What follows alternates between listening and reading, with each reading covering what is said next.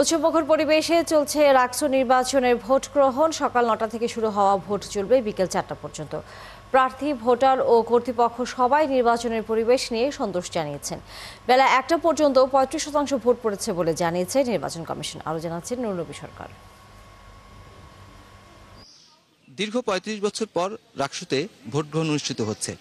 সকাল ৯টা থেকে ভোট গ্রহণ শুরু হয়েছে, চলবে ৪টা পর্যন্ত। ভোট গ্রহণ শুরুর পর শিক্ষার্থীদেরকে দীর্ঘ লাইনে দাঁড়িয়ে ভোট দিতে দেখা গেছে। এখন পর্যন্ত অপ্রীতিকর কোনো ঘটনার খবর পাওয়া যায়নি। আমি আমার জীবনে কখনো ভোট দিই নাই, ভোট দিতে পারি নাই। আজকে আমি নিজে ক্যান্ডিডেট, আমি নিজেকে ভোট দিয়ে আমার ভোট দানের কর্মসূচি উদ্বোধন করব। প্রথম ভোটের একটা ফিলিংসও ভালো, ইভেন আমরা একটা উৎসবমুখর পরিবেশে আসছি। রাকসু নির্বাচনটা যাতে শেষ পর্যন্ত উৎসবমুখর পরিবেশে শেষ হয়। রাকসু নির্বাচনকে ঘিরে রাজশাহী বিশ্ববিদ্যালয়ের পুরো এলাকা নিরাপত্তার চাদরে ঢেকে দেওয়া হয়েছে। প্রত্যেকটা গেটে পুলিশি তল্লাশি বসানো হয়েছে। অনুমোদিত ব্যক্তিদেরকেই প্রবেশ করতে দেওয়া হচ্ছে। কেন্দ্রে কেন্দ্রে পুলিশ সদস্য মোতায়েন করা হয়েছে। ২০০০-এর মতো পুলিশ সদস্য কাজ করছে পোশাকে। এছাড়াও র্যাব এবং বিজিবির সদস্যরাও কাজ করছেন। আইন শৃঙ্খলা রক্ষাকারী বাহিনীর সদস্যরা বলেছেন, যে কোনো মূল্যে নির্বাচন শান্তিপূর্ণ করতে তারা কাজ করে যাবেন। রাকসু নির্বাচন যাতে সুষ্ঠুভাবে, সুন্দরভাবে, অবাধ, নিরপেক্ষভাবে সম্পন্ন হতে পারে, সেই জন্য আমাদের নিরাপত্তামূলক প্রোগ্রাম নেওয়া আছে। আমাদের পর্যাপ্ত ফোর্স মোতায়েন আছে। যারা পছন্দের মানুষ তাদেরকে ভোট দিলাম, আশা করছি ইনশাআল্লাহ ভালো কিছু হবে। আমরা সবাই সুশৃঙ্খল, সুন্দর, সুষ্ঠুভাবে আমরা ভোট দিয়েছি। রাজশাহী বিশ্ববিদ্যালয়ের প্রশাসন এবং রাজশাহী বিশ্ববিদ্যালয়ের নির্বাচন কমিশনের প্রতি আস্থা রাখতে চাই। তারা এমন একটি রাকসু নির্বাচন উপহার দেবে যেন সাধারণ শিক্ষার্থীরা কোনো প্রশ্ন করতে না পারে। বিশ্ববিদ্যালয় প্রশাসন বলছে, ভোট গ্রহণ শান্তিপূর্ণভাবে অনুষ্ঠিত হচ্ছে। তারা সব ধরনের স্বচ্ছতা বজায় রাখছেন। প্রার্থীরা ভোট গ্রহণ নিয়ে মিশ্র প্রতিক্রিয়া জানিয়েছেন।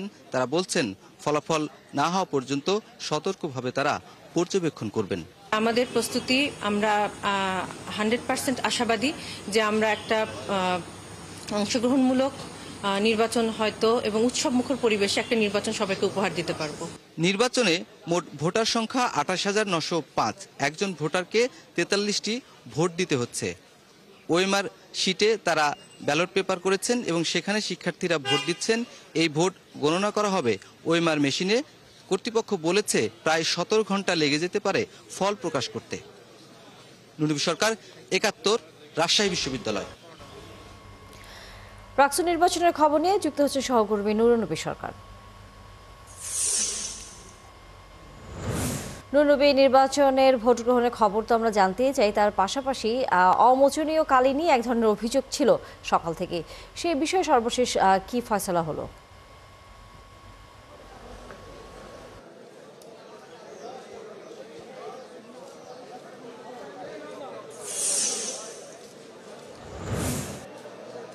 অমোচনীয় কালি নিয়ে এই অভিযোগ ভোটাররা এবং প্রার্থীরা কেউ কেউ করেছেন। কিন্তু অমোচনীয় কালি মুছে গেলেই যে আবার একজন ভোটার ভোট দিতে পারবেন, জিনিসটা এতটা সহজ নয়। কেন সহজ নয়?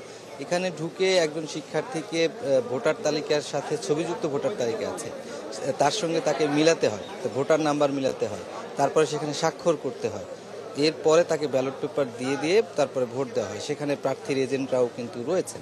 সুতরাং অমোচনীয় কালিটার বিষয়ে ঢাকা বিশ্ববিদ্যালয়েও আমরা দেখেছিলাম যে এরকম অভিযোগ ছিল, কিন্তু সেটা শেষ পর্যন্ত কিছু হয়নি।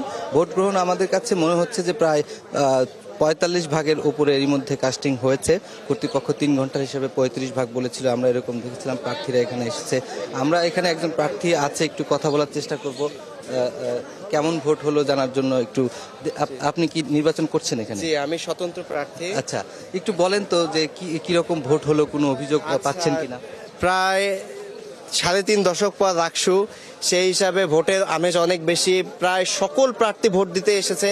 আমাদের প্রায় যতগুলো পরিচিত, কাউকে দেখলাম না যে কেউ ভোট দিতে আসেনি। প্রত্যেকে ভোট দিতে আসছে এবং সবাই অনেক উপভোগ করছে ভোটটাকে। আমি সোহরাওয়ার্দী হল থেকে নির্বাচন করছি, সোহরাওয়ার্দী হলের সর্বোচ্চ প্রার্থী। আমরা প্রার্থীরা ভোটে নির্বাচন করছি, সবাই আনন্দ নিয়ে নির্বাচন করছি। প্রার্থীদের নিজেদের মধ্যে একটা ভালো সম্পর্ক, সবাই একটা ভালো সম্পর্ক রেখে। অভিযোগ কি পেয়েছেন? না, কোনো অভিযোগ নাই এখন পর্যন্ত। আমাদের ভোট মাশাআল্লাহ সুন্দর হচ্ছে, প্রার্থীরা সুষ্ঠুভাবে ভোট দিচ্ছে। সবাই আমাদের জন্য দোয়া করবেন। রাকসু সফল হবে ইনশাআল্লাহ, এবং রাকসু প্রতি বছর হবে। ধন্যবাদ। তো একজন প্রার্থী যেরকম বলছিলেন, আমরাও বেশ কয়েকটি কেন্দ্র ঘুরে দেখেছি, ভোটারদের সঙ্গে কথা বলে দেখেছি, এবং দীর্ঘ সময় অপেক্ষা করতে হবে ফল পাওয়ার জন্য। আর কোনো বিশৃঙ্খলার খবর আমরা পাইনি। ক্যাম্পাসে আইন শৃঙ্খলা বাহিনীর সদস্যরা পর্যাপ্ত মোতায়েন আছে এবং আসলে শিক্ষার্থীরা স্বতঃস্ফূর্তভাবে এবং উৎসবমুখর পরিবেশে আনন্দের সাথে ভোট দিচ্ছেন। আশা করা হচ্ছে এইভাবে যদি যেতে থাকে তাহলে হয়তো বা ৮০ ভাগের মতো ভোট পড়তে পারে, এরকম প্রজেকশন ধারণা কিন্তু অবশ্যই। তবে শুধু ফলাফল জানার ক্ষেত্রে কিছুটা হয়তো সময় লাগতে পারে, যেমনটি এর আগে থেকে নির্বাচন কমিশন জানিয়ে দিয়েছিল।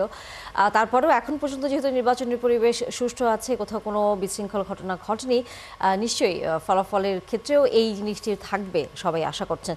আমাদের আরেক সহকর্মী রাশেদুল হক রুশো, তিনিও যুক্ত হয়েছেন রাকসু নির্বাচনে নানা খবরাখবর নিয়ে। রুশো, নিশ্চয়ই শুনতে পাচ্ছেন। আপনি যেখানে আছেন সেখানে ভোট কেন্দ্রের খবর জানানোর পাশাপাশি যে বিষয়টি আসলে আগে থেকেই ঘোষণা করা হয়েছে যে দীর্ঘ সময় হতে পারে ফলাফল ঘোষণার ক্ষেত্রে, সেটি নিয়ে কোনো ধরনের প্রতিক্রিয়া পেয়েছেন কিনা ভোটারদের ভেতর থেকে? তানিয়া, এখন আমি আছি ডিন্স কমপ্লেক্সের যে কেন্দ্র, সেখানে মুন্নুজান হলের ছাত্রীরা, তারা যারা ভোটার আছেন তারা এখানে তাদের ভোটাধিকার প্রয়োগ করছেন। এখানে আসলে এখন আমরা যেটি দেখছি, যেহেতু বেলা কিছুটা গড়িয়েছে, এখানে লাইন তুলনামূলক আসলে কম।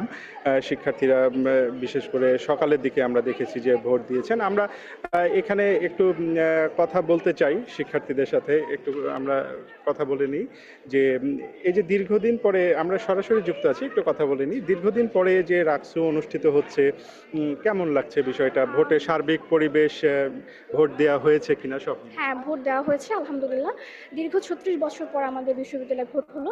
আসলে আমাদের প্রত্যাশা অনেক, আমরা চাই আমরা যে বিষয়গুলো পাইনি, যেগুলো আসলে আমরা আওয়াজ তুলতে পারিনি, আমাদের প্রতিনিধিরা সে বিষয়ে আওয়াজ তুলবেন। যেমন গবেষণা ক্ষেত্রে ফান্ড বৃদ্ধি করা দরকার, বা আবাসনের সংকট সেটাকে দূর করা দরকার। এছাড়া পরিবেশ পরিস্থিতি আমরা দেখি যে আমাদের ক্যাম্পাসে অনেক বহিরাগতদের প্রবেশ, সেটাতে আমরা নিয়ন্ত্রিত প্রবেশ চাই। আমরা চাই এই বিষয়গুলো আমাদের যারা প্রতিনিধি নির্বাচিত হবেন তারা সুন্দরভাবে ম্যানেজ করবেন এবং কোনো বৈষম্য ছাড়া, যত দলীয় হোক বা সেটা নির্দলীয় হোক, স্বতন্ত্র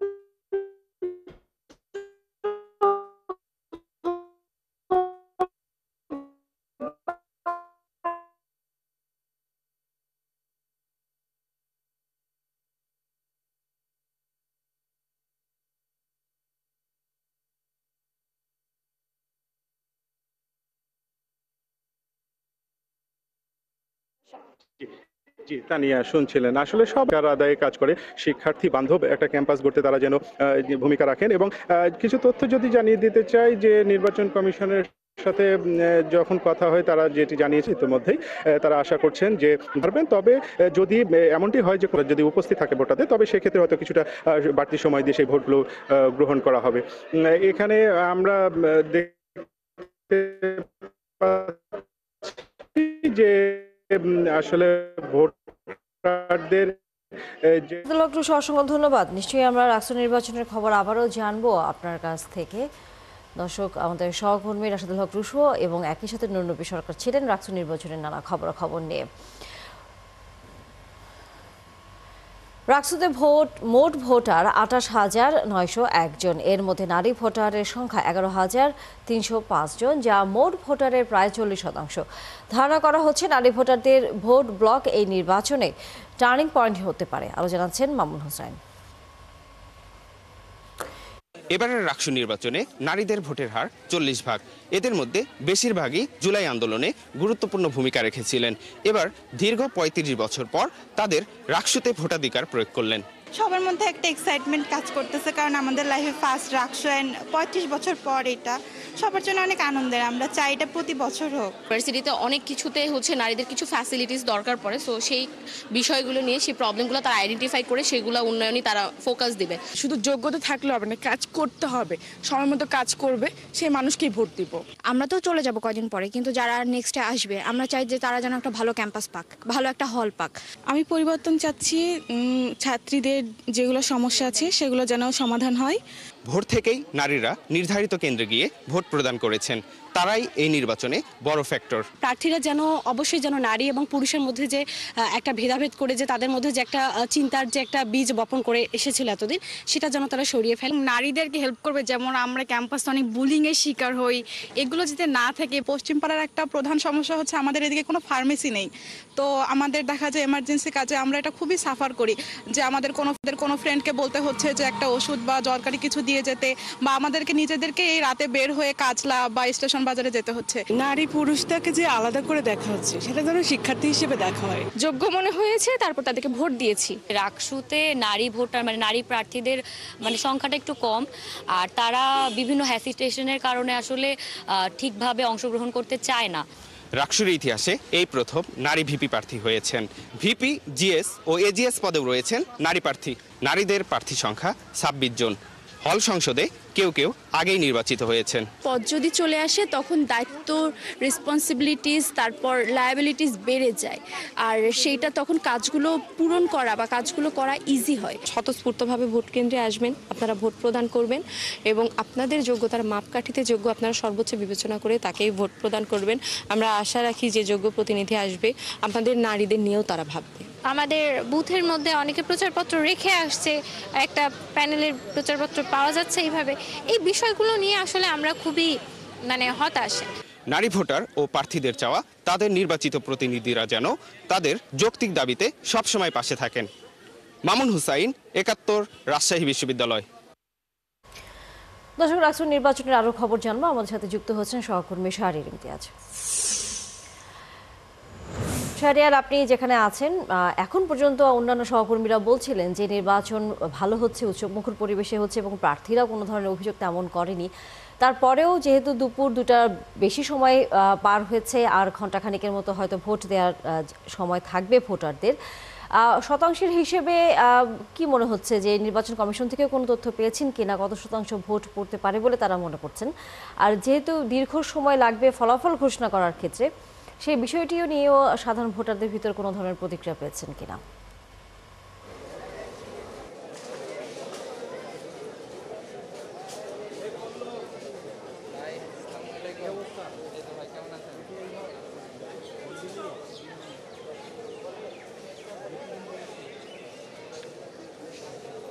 আমরা এখন আছি শহীদুল্লাহ ভবনের সামনে, এবং এখানে কিন্তু জিয়াউর রহমান হলের যারা শিক্ষার্থী আছে তারা এখানে ভোট প্রদান করছে। আমরা সকাল 9টার পর থেকে আসলে ভোট গণনা দেখছি, এবং দুপুর বেলা 2টা বেরোলেও কিন্তু আমরা কিন্তু দেখছি যে যারা শিক্ষার্থীরা আছে, তারা ভোটাররা আছে, তারা কিন্তু এখনও লম্বা সারি দেখতে পাচ্ছে এবং তারা কিন্তু ভোট দিচ্ছে।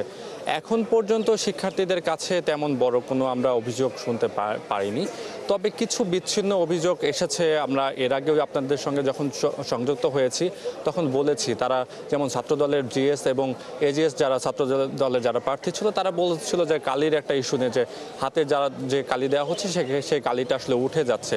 তবে অনেক শিক্ষার্থী যারা ভোটার আছে তারা বলছে যে এটা আসলে খুবই একটা বিচ্ছিন্ন একটা ঘটনা, কারণ কালি দেওয়ার পরেও তারা যখন ভোট দিতে যাচ্ছে তখন কিন্তু তাদেরকে আইডি কার্ড দেখিয়ে তাদেরকে আসলে ভোট দিতে হচ্ছে। সেক্ষেত্রে কালি উঠে গেলে যে আরেকবার ভোট দেওয়ার সেই রকম কিন্তু আসলে কিন্তু সুযোগ নেই।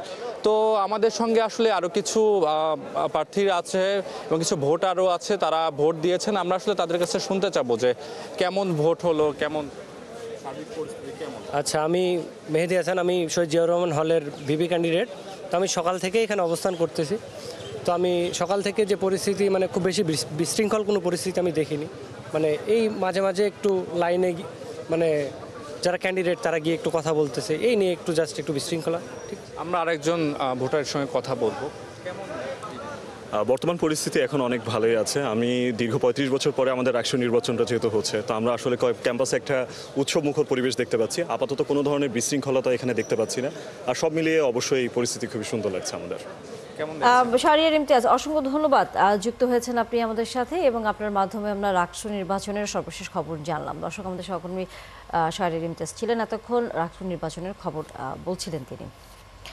আইনি ভিত্তি ও গণভোটে স্বচ্ছ ধারণা না দিলে জুলাই সনদে সই করবে না এনসিপি। বৃহস্পতিবার সংবাদ সম্মেলনে এমনটা জানান দলটির আহ্বায়ক নাহিদ ইসলাম। এজন্য 3 দফা দাবিও তুলে ধরেন তিনি। চলতি মাসে প্রার্থী ঘোষণা ও নির্বাচনের প্রচারণা চালানোর কথাও জানায় দলটি। রাশেদ আনিসের প্রতিবেদনে বিস্তারিত। জাতীয় সংসদের দক্ষিণ প্লাজায় জুলাই সনদের স্বাক্ষর অনুষ্ঠান হওয়ার কথা রয়েছে আগামীকাল। তার আগে সনদ নিয়ে নিজেদের অবস্থান পরিষ্কার করতে এনসিপির এই সংবাদ সম্মেলন। এতে দলটির আহ্বায়ক নাহিদ ইসলাম বলেন, জুলাই সনদের আইনি ভিত্তির আগে স্বাক্ষর অনুষ্ঠান কেবলই আনুষ্ঠানিকতা। আমরা ওই আইনি ভিত্তি ছাড়া এবং অর্ডারের ব্যাপারে নিশ্চয়তা ছাড়া আমরা যদি সনদে স্বাক্ষর করি সেটা মূল্যহীন হবে এবং পরবর্তীতে সরকার অর্ডার আসলে কিসের প্রেক্ষিতে দিবে, কি টেক্সট সেখানে থাকবে সেই নিশ্চয়তা আমরা পাচ্ছি না। সেই বিষয়টা নিশ্চিত না হওয়া পর্যন্ত আমরা জুলাই সনদে স্বাক্ষরের যেই অনুষ্ঠান বা যেই আয়োজনটা চলতেছে সেখানে আমরা নিজেরা অংশীদার হব না। এ সময় জুলাই সনদ নিয়ে এনসিপির অবস্থান পরিষ্কার করতে 3 দফা দাবি তুলে ধরেন নাহিদ, যেখানে গণভোট ও জুলাই সনদ বাস্তবায়ন আদেশের টেক্সট জনগণের কাছে প্রকাশ করার দাবি করা হয়। গণভোটে নোট অফ ডিসেন্টের আলাদা কোনো কার্যকারিতা থাকবে না। গণভোটের প্রশ্ন কি হবে তা আগেই চূড়ান্ত করতে হবে এবং আমাদেরকে সেটা দেখাতে হবে রাজনৈতিক দলগুলোকে। তৃতীয়ত হচ্ছে, গণভোটের দ্বারা জনগণ সনদ অনুমোদন করলে অর্থাৎ সনদের পক্ষে ভোট দিলে পরবর্তীতে সংসদকে কনস্টিটিউট পাওয়ার ডেলিগেট করা হবে। ফেব্রুয়ারিতেই নির্বাচন চায় এনসিপি। এই মাসেই প্রার্থী তালিকা প্রকাশ করার ঘোষণাও দেন নাহিদ। ফেব্রুয়ারিতে নির্বাচনের ব্যাপারে আমাদের দৃঢ় অবস্থান। আমরা নির্বাচনী কার্যক্রম আমাদের যতটুকু আটকে আছে সেটা হচ্ছে নির্বাচন কমিশনের জন্য। তারপরে আমরা আমাদের যে প্রার্থী তালিকা সেটা কিন্তু আমরা বলেছি আমরা এই মাসের মধ্যে সেটা ঘোষণা করব।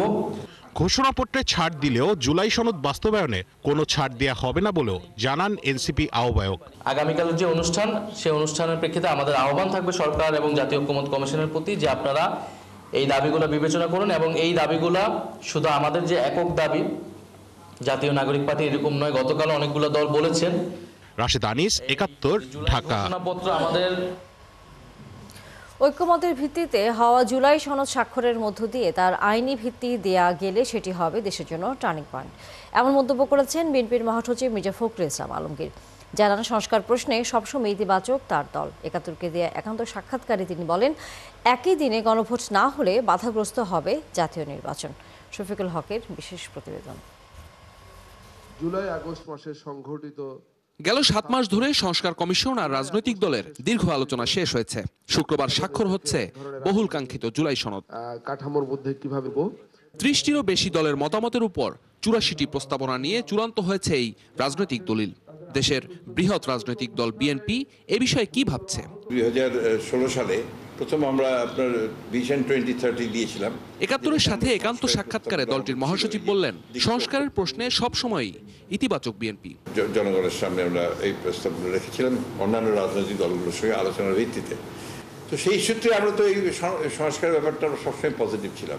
Definitely it's a turning point. যদি এটা আপনারা করতে পারি তাহলে গণতন্ত্রকে প্রতিষ্ঠার ক্ষেত্রে এটা আমাদের অনেক ভালো কাজ হবে। পিআর ইস্যু যা কমিশনের প্রস্তাবেই ছিল না, সেটি নিয়ে চলা আন্দোলনের ভিন্ন উদ্দেশ্য দেখছেন মির্জা ফখরুল। এটা কিন্তু আপনার সংস্কার প্রস্তাবও ছিল না, আপনার কমিশনের প্রস্তাবের মধ্যে ছিল না এবং এটা সম্পূর্ণভাবে দুটি রাজনৈতিক দল তারা এই জিনিসগুলোকে আপনার সবচেয়ে বেশি করে পার্সু করছে এবং তারা এটা নিয়ে বিভিন্ন রকম আন্দোলন করছে, যেটা আমি মনে করি যে এই মুহূর্তে এটা সুযোগ সৃষ্টি করে দিচ্ছে আপনার আবার একটা দেশে একটা আপনার একটা অস্থিরতা সৃষ্টি করবার জন্য। সংসদ নির্বাচনের দিনে গণভোট চাওয়ার বিষয়ে যুক্তিও তুলে ধরেন বিএনপি মহাসচিব। ঠিক আছে, আমরা তাও রাজি হয়েছি এই জন্য যে যখন বলা হচ্ছে ঠিক আছে we can go on the same day, কারণ এটা আগে হলে মূল যে নির্বাচন বিষয়টা আছে সেটা কিন্তু আপনার বাধাগ্রস্ত হয়ে যাবে। বিএনপির দেয়া নোট অফ ডিসেন্ট রেখেই সনদ স্বাক্ষরে কোনো সমস্যা দেখছেন না দলটির এই নীতি নির্ধারণী সদস্য। সেগুলি আমাদের কোনো সমস্যা হওয়ার কথা না। শফিকুল হক, ৭১, ঠাকুরগাঁও।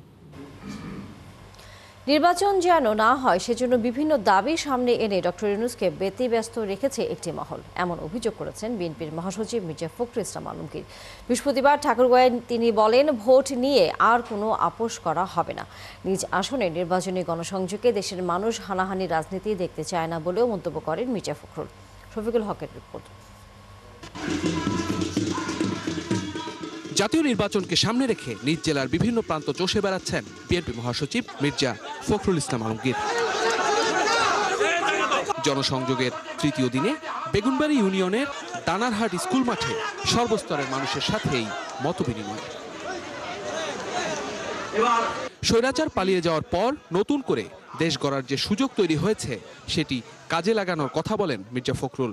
আজকে এখন যে সুযোগটা আল্লাহ তাআলা আমাদেরকে দিয়েছে, একটা মুক্ত বাতাস, একটা গণতান্ত্রিক রাষ্ট্র প্রতিষ্ঠা করবার, নিজের ভোট নিজে দেবার এবং আপনার পার্লামেন্ট আপনি সিদ্ধান্ত নেবেন, আপনার সরকার আপনি গঠন করবেন, এই সুযোগ আমরা এখন পেয়েছি, তাই না?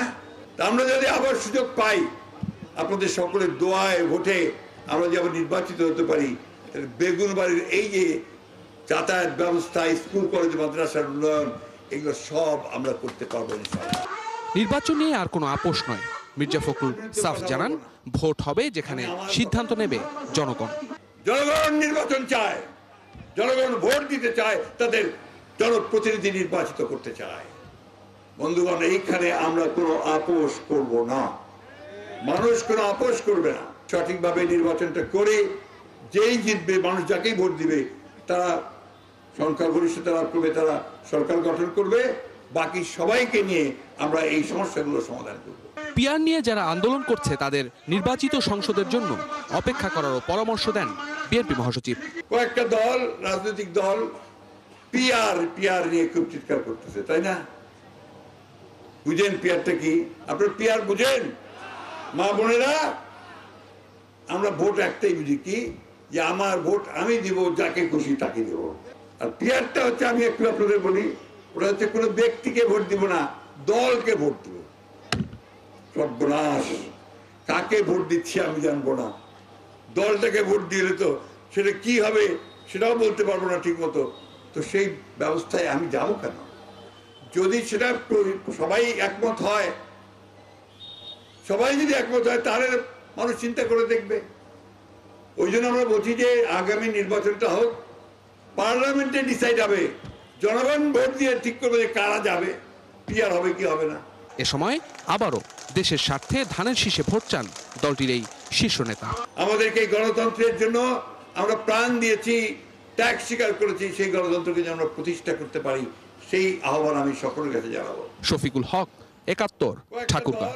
রাজনৈতিক দল বাড়ি ভাড়া 20% বাড়ানোর এক দফার দাবিতে আজ যমুনা অভিমুখে পদযাত্রা কর্মসূচি করার কথা রয়েছে এমপিওভুক্ত শিক্ষকদের। একই দাবিতে আজ শহীদ মিনারে অবস্থান নিয়েছেন তারা। এদিকে সচিবালয়ে শিক্ষা উপদেষ্টার সাথে আন্দোলনরত শিক্ষক প্রতিনিধিদের একটি বৈঠক হয়েছে। এর আগে বুধবার শাহবাগ অবরোধ করেন আন্দোলনরত শিক্ষকরা। এদিন দুপুর থেকে 3.5 ঘন্টা শাহবাগ মোড় অবরোধ করে রাখেন তারা। পরে সেখান থেকে আবারও শহীদ মিনারে ফিরে আসেন শিক্ষকরা। এরপর মার্চ ফর যমুনা কর্মসূচির ঘোষণা দেন আন্দোলনকারীরা। 3 দফা দাবিতে গেল কদিন ধরেই আন্দোলন করছেন তারা। এর আগের দিন মার্চ ফর সচিবালয় কর্মসূচিও করেন শিক্ষকরা। প্রজ্ঞাপন জারি না করা পর্যন্ত কোনো শ্রেণী কার্যক্রমে ফিরবেন না বলেও জানান আন্দোলনকারীরা।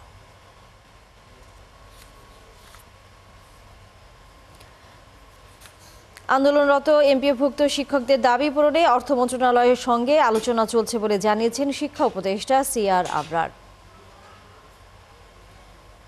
দুপুরে সচিবালয়ে সংবাদ সম্মেলনে তথ্য জানান তিনি। উপদেষ্টা বলেন, আন্দোলনের আগেই বাজেট পাশ হয়ে যাওয়ায় নতুন করে বড় পরিমাণে অর্থ ছাড় করা কঠিন, কারণ বাজেটে সরকারের বরাদ্দ চূড়ান্ত হয়েছে। উপদেষ্টা জানান, গত সেপ্টেম্বরের শিক্ষকদের বাড়ি ভাড়া 500 টাকা বৃদ্ধি করে অর্থ মন্ত্রণালয়।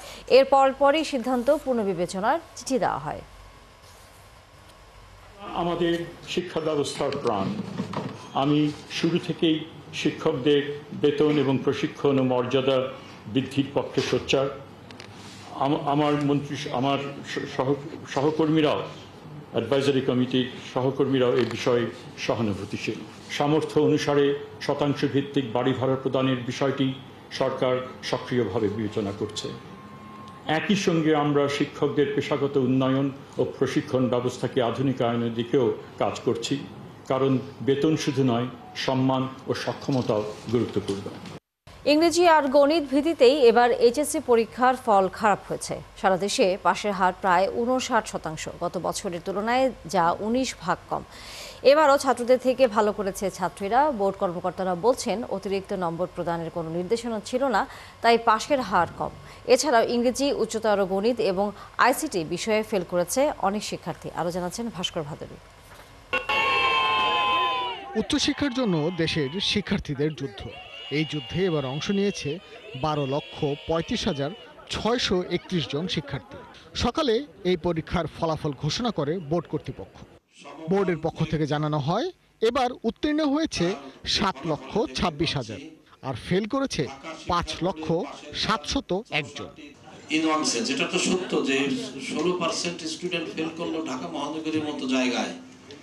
এই সংখ্যা তো 16 শুনতে ছোট শোনাচ্ছে, কিন্তু এই সংখ্যাটা কিন্তু বিশাল। এই স্টুডেন্টের সংখ্যা 16%। এই জন্যে বাস্তবতা এটি। এখন এর কারণ অনুসন্ধান করতে হবে আমাদেরকে, সে কথাই বলছিলাম একটু আগে। এই কারণটি আমাদের অনুসন্ধান করা হচ্ছে আমাদের পরবর্তী দায়িত্ব। আমাদের, আপনার সবার, গার্জিয়ানের সকলের সচেতন হওয়া দরকার হয়েছে। বরাবরের মতোই এবারও পাশের হারের শীর্ষে রয়েছে ঢাকা বোর্ড। এই বোর্ডে পাশের হার 64.62 আর সর্বনিম্নে রয়েছে কুমিল্লা বোর্ড, যেখানে পাশের হার 48.86। বেশ কিছু প্রতিষ্ঠান শতভাগ পাশ করে, আবার এর উল্টা চিত্রও আছে। বেশ কিছু প্রতিষ্ঠান একজনও পাশ করে না। তার পরিসংখ্যান আমি তুলে ধরছি। 25 সালে 0 পাস এমন শিক্ষা প্রতিষ্ঠানের সংখ্যা 202টি। অর্থাৎ এই সকল প্রতিষ্ঠানে একজন পরীক্ষার্থীও পাশ করেনি। চলতি বছরও ছেলেদের থেকে মেয়েদের পাশের হার বেশি। জিপিএর দিক থেকেও এগিয়ে আছে নারীরা। ভাস্কর ভাদুরী, 71, ঢাকা। এবারে এইচএসসি পরীক্ষায় অতিরিক্ত নম্বর দিয়ে সন্তুষ্টি নয়, বরং ন্যায্য নম্বর দিয়ে সততা বেছে নেওয়া হয়েছে বলে জানিয়েছেন শিক্ষা উপদেষ্টা সিয়ার আবরার। এ সময় তিনি বলেন, পরীক্ষায় অকৃতকার্যদের প্রতি সহমর্মিতা জানান তিনি। শীঘ্রই ফলাফলের ডেটা ভিত্তিক বিশ্লেষণ করা হবে বলেও জানান উপদেষ্টা।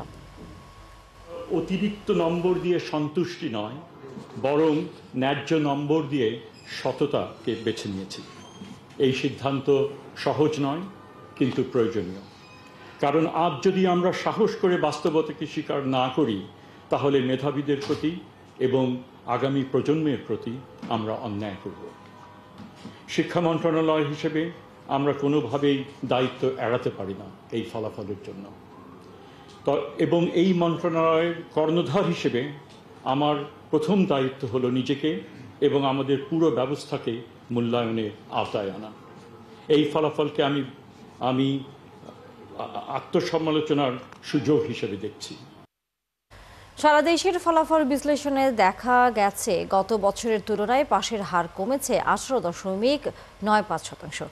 ফলাফল নিয়ে শিক্ষা বোর্ডের চেয়ারম্যানরা বলছেন, জেলা ও উপজেলা পর্যায়ে মানসম্পন্ন ইংরেজি শিক্ষকের অভাব ও শিক্ষার্থীদের উপস্থিতির হার কম থাকায় এমন বিপর্যয়। তবে এবারও সারা দেশে ফলাফল এগিয়ে আছে মেয়েরা। সহকর্মীদের তথ্যছবিতে বিস্তারিত। এইচএসসিতে যশোর বোর্ডের গড় পাশের হার 50.20%। জিপিএ 5 পেয়েছে 5,995 জন, যা গত বছরের তুলনায় পাশের হার ও জিপিএ 5 প্রাপ্তির সংখ্যা কম। 20টি কলেজ থেকে কোনো শিক্ষার্থী পাশ করেনি। টোটাল পাশ করেছে 24,901, পার্সেন্টেজ হলো 44.49, জিপিএ পেয়েছে 2,480 জন। কুমিল্লা শিক্ষা বোর্ডে পাশের হার 48.86%। জিপিএ 5 পেয়েছে 2,707 জন। ফলাফলে এবারও এগিয়ে আছে মেয়েরা। এছাড়া শতভাগ পাশ করেছে 5টি কলেজ আর একজনও পাশ করেনি 9টি প্রতিষ্ঠানে। সুষ্ঠু এবং নকলমুক্ত পরিবেশে পরীক্ষা সম্পন্ন হয়েছে। আপনারা এই বিষয়ে একমত হবেন, যার কারণে আমাদের পরীক্ষায় ফলাফলে একটা প্রকৃত চিত্র উঠে এসেছে বলে আমরা মনে করি। ময়মনসিংহ শিক্ষা বোর্ডে এসএসসি পরীক্ষায় এবার পাশের হার 51.54%। এই বোর্ডেও ছেলেদের তুলনায় মেয়েরা এগিয়ে। তাদের পাশের হার 55.70%। ছাত্রদের পাশের হার হচ্ছে 46.83, ছাত্রীদের হচ্ছে 55.70। জিপিএ 5 প্রাপ্ত পরীক্ষার্থীর সংখ্যা হচ্ছে 2,684 জন। চট্টগ্রাম শিক্ষা বোর্ডে পাশের হার নেমে এসেছে 52.57%। গত বছর এই হার ছিল 70.32%। বোর্ড কর্মকর্তারা বলছেন, এবছর প্রশ্নের মান কিছুটা কঠিন হওয়ায় মূল্যায়ন পদ্ধতিতে পরিবর্তন ও শিক্ষার্থীদের প্রস্তুতির ঘাটতির কারণে ফলাফল নিম্নমুখী হয়েছে। মেধার মূল্যায়ন করার জন্য মন্ত্রণালয় নির্দেশনা দিচ্ছে, সেভাবে আমরা মূল্যায়ন করার জন্য যারা এক্সামিনার ছিলেন হেডে দেবেছে ওনাদেরকে নির্দেশনা দিচ্ছি, ওনারা সেই নির্দেশনা মেনে খাতা মূল্যায়ন করছে, উত্তরপত্র মূল্যায়ন করছে, সেভাবে রেজাল্ট হচ্ছে। বরিশাল বিভাগে পাশের হার 61.57, যা গত বছরের তুলনায় কমেছে 19.28%। তবে জিপিএ 5 ও পাশের হারে এগিয়ে আছে মেয়েরা। অন্যান্য বোর্ডের যে রেজাল্ট বের হয়েছে তার চেয়ে আমার যে রেজাল্ট আমি আশা করি যে এটা খারাপ না। আমি দিনাজপুর শিক্ষা বোর্ডে পাশের হার 57.49%, জিপিএ 5 পেয়েছে 6260 জন। 2025 সালে এসএসসি ও সমমান পরীক্ষায় দেশে 202টি শিক্ষা প্রতিষ্ঠানের সবাই ফেল করেছে। শাকিলা শম্পা, 71। জুলাই মানবতাবিরোধী অপরাধের দায়ে ট্রাইব্যুনালে শেখ হাসিনার সর্বোচ্চ শাস্তি চেয়েছে প্রসিকিউশন। শেখ হাসিনা সহ 3 আসামির বিরুদ্ধে প্রসিকিউশনের 5ম দিনের যুক্তিতর্কে এই শাস্তির দাবি করা হয়। বিচারপতি গোলাম মর্তুজা মজুমদারের নেতৃত্বে আন্তর্জাতিক অপরাধ ট্রাইব্যুনালে 5ম দিনের মতো যুক্তিতর্ক উপস্থাপন করেন চিফ প্রসিকিউটর তাজুল ইসলাম। শেখ হাসিনা সহ 3 আসামির বিরুদ্ধে হত্যার নির্দেশনা, হত্যা সহ 5টি সুনির্দিষ্ট অভিযোগ প্রমাণে প্রসিকিউশন গত 4 দিন নানা যুক্তি তুলে ধরে। এই মামলার 2 আসামি শেখ হাসিনা ও আসাদুজ্জামান খান কামাল পলাতক আছেন। গ্রেফতার আছেন অপর আসামি সাবেক আইজিপি চৌধুরী আব্দুল্লাহ আল মামুন। এখন পর্যন্ত 54 জন এই মামলায় সাক্ষী দিয়েছেন। এছাড়া চাঙ্খারপুরে 6 জন হত্যা মামলার দ্বিতীয় দিনের মতো জবানবন্দি দেবেন জুলাই আন্দোলনের অন্যতম সমন্বয়ক উপদেষ্টা আসিফ মাহমুদ সজীব ভুঁইয়া। আজকে সমাপনী দিবসে যুক্তিতর্কের মধ্যে আমরা আইনগত যুক্তিগুলো তুলে ধরেছি। ইন্টারন্যাশনাল ল, ইন্টারন্যাশনাল বিভিন্ন রেগুলেশনস, কাস্টমারি ইন্টারন্যাশনাল ল এবং বাংলাদেশের লয়ের আলোকে জুলাই আগস্টে সংগঠিত যে মানবতা বিরোধী অপরাধ, এটা যে ওয়াইড স্প্রেড এবং সিস্টেম্যাটিক ছিল এবং আসামিরা তাদের জ্ঞাতসারে এই অপরাধগুলো করেছিলেন এবং কতটা নিষ্ঠুরভাবে গোটা রাষ্ট্রযন্ত্রকে ইনভলভ করে এই অপরাধগুলো সংগঠিত করা হয়েছিল, সেই বিষয়গুলো আমরা একটা একটা করে আদালতে তুলে ধরেছি। আন্তর্জাতিক আইনের নজিরগুলো তুলে ধরেছি। এই জাতীয় ট্রাইব্যুনালের যে সমস্ত জাজমেন্টগুলো আছে কমান্ড রেসপন্সিবিলিটির ব্যাপারে, জয়েন্ট ক্রিমিনাল এন্টারপ্রাইজের ব্যাপারে, ওয়াইড স্প্রেড এবং সিস্টেম্যাটিক হওয়ার ব্যাপারে, ফর্মার যুগোস্লাভিয়ার যেসব আইসিটি আর রুয়ান্ডা ট্রাইব্যুনাল, আইসিসি, এগুলো বিভিন্ন আদালতের সিমিলার ডিসিশনগুলো তুলে ধরে দেখিয়েছি যে আমাদের এখানে সংগঠিত অপরাধগুলো ইন্টারন্যাশনাল আইন অনুযায়ী তার কী পর্যায়ে আছে এবং সেগুলো ক্রাইমস এগেনস্ট হিউম্যানিটি হওয়ার ব্যাপারে সেগুলো যে কোয়ালিফাই করে সেগুলো তুলে ধরেছি। ট্রাইব্যুনালের আরও খবর নিয়ে যুক্ত হচ্ছেন সহকর্মী সৈকত সাদিক। সৈকত, শেখ হাসিনা সর্বোচ্চ শাস্তির পক্ষে প্রসিকিউশন আর কি বলেছে?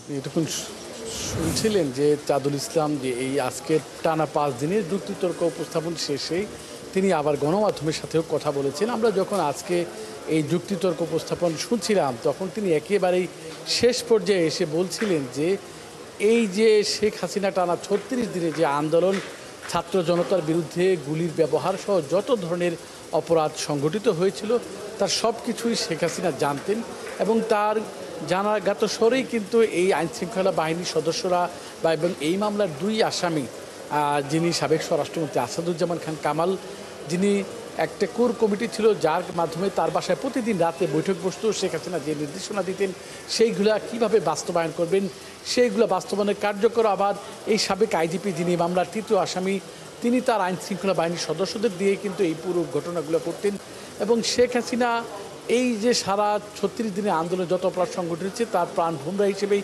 অভিহিত করেছেন চিফ প্রসিকিউটর তাজুল ইসলাম। তিনি বলেছেন তিনি অপরাধের নিউক্লিয়াস এমনটা অভিযোগ তুলেছেন এবং তিনি বলেছেন যেহেতু 1400 মামলা 1400 হত্যা হয়েছিল এই ঘটনায়, শেখ হাসিনার সর্বোচ্চ শাস্তি হিসেবে 1400 বার ফাঁসি হওয়া উচিত, কিন্তু যেহেতু আইনে নাই, আইন অনুযায়ী অন্তত একবার হলেও তার সর্বোচ্চ শাস্তি হওয়া উচিত। এর পাশাপাশি এই মামলার যে 2য় আসামি আসাদুজ্জামান খান কামাল, তারও সর্বোচ্চ শাস্তির দাবি করেছেন তিনি। আর যিনি রাজসাক্ষী হয়েছেন মামলার 3য় সাক্ষী, তিনি যেহেতু এই মামলায় বিভিন্ন তথ্যপত্র দিয়েছেন, তিনি দোষ স্বীকার করেছেন, মামলা সহায়তা করেছেন, এর ব্যাপারে প্রসিকিউশন বলেছেন যে আদালত যে সিদ্ধান্ত নেবেন সে ব্যাপারে মেনে নেবেন। এর বাইরে তিনি আরেকটা যুক্তি দিয়েছেন যে যেহেতু এই যে দুই আসামির যত সম্পদ রয়েছেন তারা সেই সম্পদগুলো বাজেয়াপ্ত করে জুলাই অভ্যুত্থানে যারা ক্ষতিগ্রস্ত হয়েছেন, হতাহত হয়েছেন, তাদের যাতে ক্ষতিপূরণ দেওয়া হয়। তিনি সেনাবাহিনীর ভূমিকার কথাও ট্রাইব্যুনালে তুলে ধরেছেন। তিনি বলেছেন রাষ্ট্রের সকল বাহিনীকে কিন্তু শেখ হাসিনা ব্যবহার করেছেন, তবে সেনাবাহিনীর শেষ দিকে এসে এই ছাত্র জনতা এবং পুলিশের মাঝামাঝি ঢাল হিসেবে দাঁড়িয়েছেন। তারা শেখ হাসিনার নির্দেশনা বাস্তবায়নে অস্বীকৃতি জানিয়েছেন।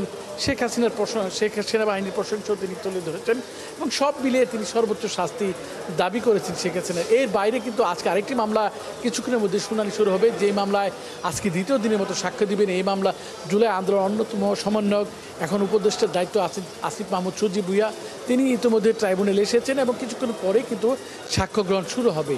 তা নিয়ে এখন পর্যন্ত আমার কাছে এই হচ্ছে সর্বশেষ তথ্য এই ট্রাইব্যুনালে। ধন্যবাদ শৌকত সাদেক। নিশ্চয়ই আমরা ফিরবো যখন উপদেষ্টা যেহেতু সাক্ষ্য গ্রহণের জন্য উপস্থিত আছেন আন্তর্জাতিক অপরাধ ট্রাইব্যুনালে, পরবর্তীতে নিশ্চয়ই সেই কার্যক্রম সম্পর্কে জানবো।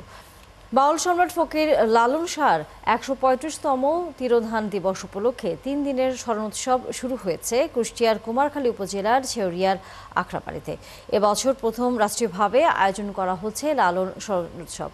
সংস্কৃতি বিষয়ক মন্ত্রণালয় ও জেলা প্রশাসনের সহযোগিতায় লালন একাডেমি ১৭ থেকে ১৯ অক্টোবর পর্যন্ত ৩ দিনের এই লালন উৎসবের আয়োজন করেছে। শাহিন আলী তথ্যছবিতে বিস্তারিত। মানুষ বুঝলে শোনার মানুষ হবি, বাউল সম্রাট ফকির লালন শাহর এই আধ্যাত্মিক বাণী ধারণ করে এবছর জাতীয়ভাবে উদযাপিত হচ্ছে লালন স্মরণ উৎসব।